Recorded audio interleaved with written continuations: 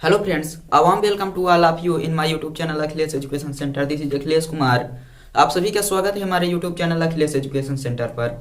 दोस्तों, जैसा कि आप सबको पता है, फिजिक्स में पिछले लेक्चर में हम लोगों ने देखा था बिंदु आवेश के कारण उत्पन्न वैद्युत क्षेत्र की तीव्रता, और आज हम लोग देखने वाले हैं वैद्युत द्विध्रुव और वैद्युत द्विध्रुव आघूर्ण तथा वैद्युत द्विध्रुव के कारण उत्पन्न वैद्युत क्षेत्र की तीव्रता। तो सबसे पहले जो अपना टॉपिक आता है वो है वैद्युत द्विध्रुव। वैद्युत द्विध्रुव यानी कि इलेक्ट्रिक डाइपोल, ये क्या होता है? तो वैद्युत द्विध्रुव एक ऐसा निकाय है जो दो विपरीत आवेशों को जब हम लोग अति अल्प दूरी पर रखकर किसी निकाय की रचना कर देते हैं तो वही निकाय वैद्युत द्विध्रुव कहलाता है। दो विपरीत आवेशों को अति अल्प दूरी पर रखकर जब किसी निकाय की रचना की जाती है तो उसे ही वैद्युत द्विध्रुव कहते हैं। माना प्लस क्यू और माइनस क्यू और प्लस क्यू आवेश एक दूसरे से अति अल्प दूरी 2l पर रखे हुए हैं तो बना निकाय का उदाहरण होगा HCl और ये वैद्युत द्विध्रुव कहलाएगा। क्या समझ में आया आप सबके कि जब दो विपरीत तथा बराबर आवेशों को अति अल्प दूरी पर रखकर किसी निकाय की रचना की जाती है तो बना निकाय ही वैद्युत द्विध्रुव कहलाता है। जब दो बराबर तथा विपरीत आवेश एक दूसरे से अति अल्प दूरी पर रखकर किसी निकाय की रचना की जाती है तो बना निकाय वैद्युत द्विध्रुव कहलाता है। माना माइनस क्यू और प्लस क्यू दो आवेश समान आवेश अति अल्प दूरी 2l पर रखे हुए हैं तो बना निकाय होगा वैद्युत द्विध्रुव होगा और इसका उदाहरण HCl है। चलिए हम लोग अब चर्चा करते हैं वैद्युत द्विध्रुव आघूर्ण। वैद्युत द्विध्रुव आघूर्ण ये क्या होता है? तो देखिए, इन दोनों आवेशों में से किसी भी एक आवेश का मान, दोनों आवेशों में से किसी एक आवेश का मान तथा दोनों आवेशों के बीच की दूरी के गुणनफल को वैद्युत द्विध्रुव आघूर्ण कहते हैं। इसे P से प्रदर्शित करते हैं। P से प्रदर्शित करते हैं दोनों आवेशों में से किसी एक आवेश का मान और दोनों आवेशों के बीच की दूरी के गुणनफल को। तो हमारे पास P बराबर 2ql प्राप्त हो जाएगा और Q का मात्रक क्या होता है? तो आवेश है इसलिए इसका मात्रक कूलाम हो जाएगा इनटू लंबाई का मात्रक। P बराबर 2ql कूलाम इनटू मीटर। यह एक सदिश राशि है। वैद्युत द्विध्रुव आघूर्ण एक सदिश राशि है और जो इसकी दिशा होती है, यदि इसके दिशा की बात की जाए तो देखिए वैद्युत द्विध्रुव आघूर्ण कैसे होता है। तो वैद्युत द्विध्रुव आघूर्ण मतलब कि सबसे पहले आप वैद्युत द्विध्रुव को देखिए तो ये प्लस क्यू और माइनस क्यू आवेश से मिलकर बना है जिसके बीच की अल्पतम दूरी 2l है। तो कह रहा है किसी एक आवेश का मान तथा दोनों आवेशों के बीच की दूरी के गुणनफल को वैद्युत द्विध्रुव आघूर्ण कहते हैं। इसे P से प्रदर्शित करते हैं। इसका मात्रक कूलाम इंटू मीटर होता है। यह एक सदिश राशि है।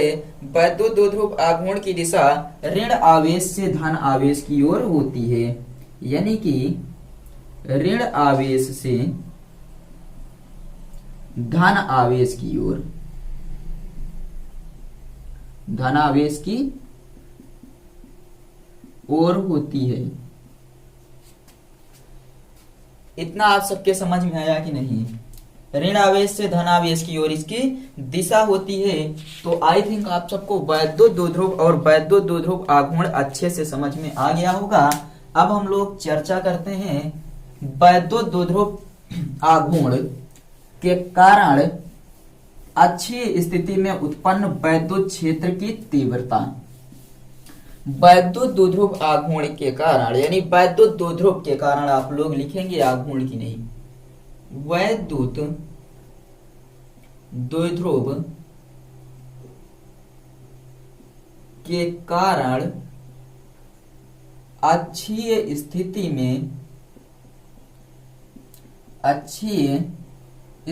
में उत्पन्न वैद्युत क्षेत्र की तीव्रता।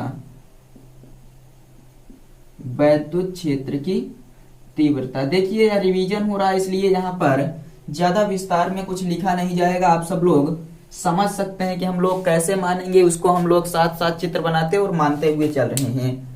माना हमारे पास एक वैद्युत द्विध्रुव आघूर्ण माइनस क्यू और प्लस क्यू आवेश से, माना हमारे पास एक वैद्युत द्विध्रुव माइनस क्यू और प्लस क्यू आवेश से मिलकर बना है, जिसके बीच की दूरी 2l है, जिसको हम लोग l लिख सकते हैं और यहाँ मध्य बिंदु O मानकर ये भी कितना l। तो इस प्रकार मानेंगे कि माना कोई वैद्युत द्विध्रुव माइनस क्यू और प्लस क्यू आवेश से मिलकर बना है, माइनस क्यू बिंदु A पर है और प्लस क्यू बिंदु B पर है।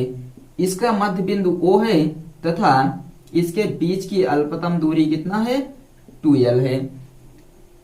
और एक ऐसे माध्यम में रखा गया है जिसका परावैद्युतांक k है। वैद्युत द्विध्रुव के अक्ष पर मध्य बिंदु O से r दूरी पर, मध्य बिंदु O से r दूरी पर एक बिंदु P है, एक बिंदु P है जहां पर उत्पन्न वैद्युत क्षेत्र के तीव्रता की गणना करनी है। आप लोगों से क्वेश्चन में भी पूछा गया था वैद्युत क्षेत्र के तीव्रता की गणना कीजिए, तो आप लोगों ने वैद्युत विभव की गणना की है। ध्यान दीजिए, माना माइनस क्यू और प्लस क्यू से एक वैद्युत द्विध्रुव मिलकर बना है जिसके बीच की अल्पतम दूरी 2l है तथा एक ऐसे माध्यम में रखा गया है जिसका परावैद्युतांक k है। वैद्युत द्विध्रुव के मध्य बिंदु O से r दूरी पर अक्ष पर एक बिंदु P है जहां पर उत्पन्न वैद्युत क्षेत्र के तीव्रता की गणना करनी है।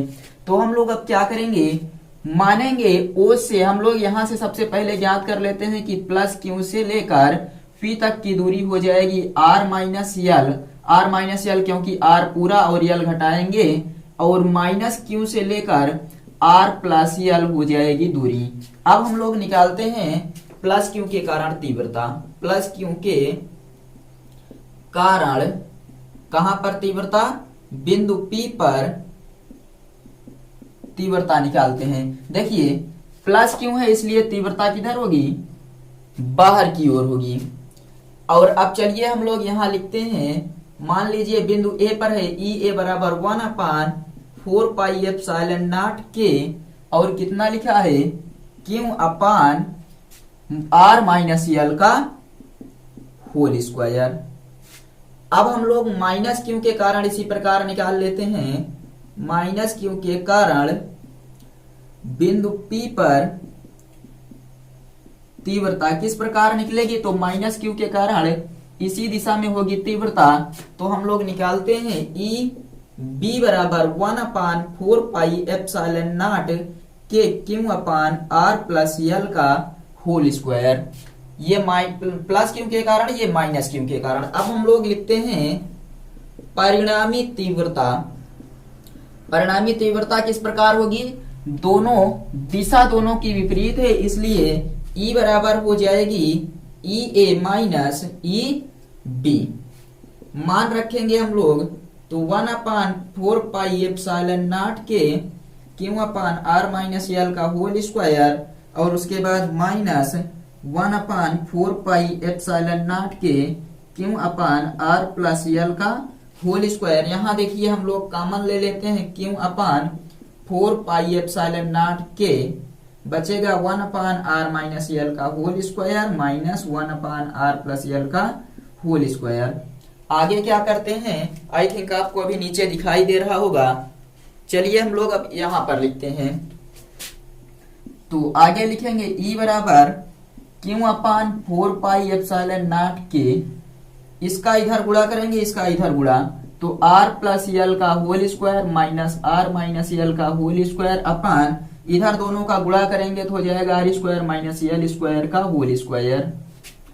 E बराबर Q upon 4 pi epsilon naught के, ये बनेगा r square plus L square plus 2rl, ये हो जाएगा minus r square minus L square plus 2rl, क्योंकि माइनस से डायरेक्ट गुणा कर दिया गया है, और अपान r स्क्वायर, और उसके बाद यहाँ आर स्क्वायर का स्क्वायर माइनस एल स्क्वायर का स्क्वायर हो जाएगा, या फिर ऐसे आप लोग लिख लीजिए R square minus L square का whole square.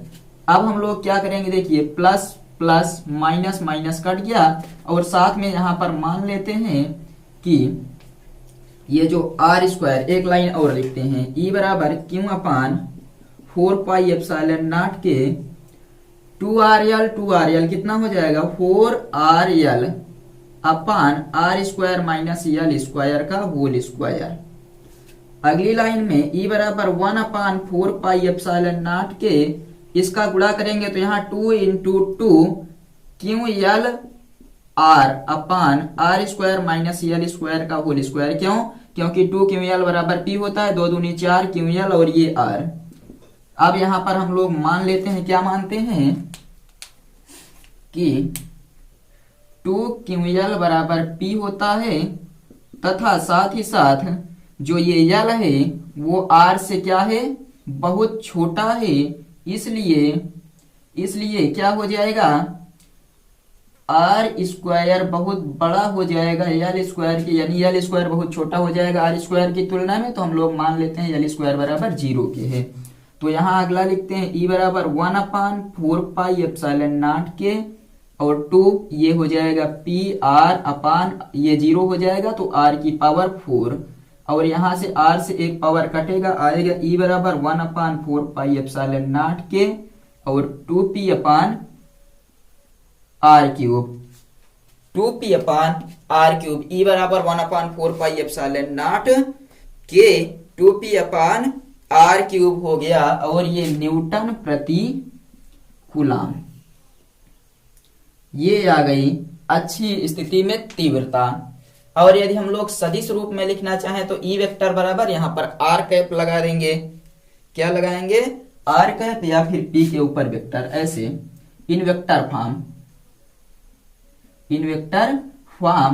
E vector is equal to 1 upon 4πε0 के 2p vector upon R cube newton प्रति कूलम बन जाएगा। तो आप सबको समझ में आया या नहीं? यहाँ पर 4πε0 के लिखा है क्यू अपान आर माइनस यल का होल स्क्वायर। तो आई थिंक आप सबको ये अच्छे से समझ में आ गया होगा। या समझ में आ गया है और चैनल पर नए हैं तो सब्सक्राइब कर लीजिए तथा बेल आइकन को भी प्रेस कर दीजिए, ताकि इस प्रकार के वीडियो जब भी आप सबको मिले तुरंत नोटिफिकेशन मिल जाए। चलिए मिलते हैं निरक्षीय स्थिति में वैद्युत क्षेत्र की तीव्रता अगले वीडियो में ज्ञात करेंगे। तब तक के लिए बाय।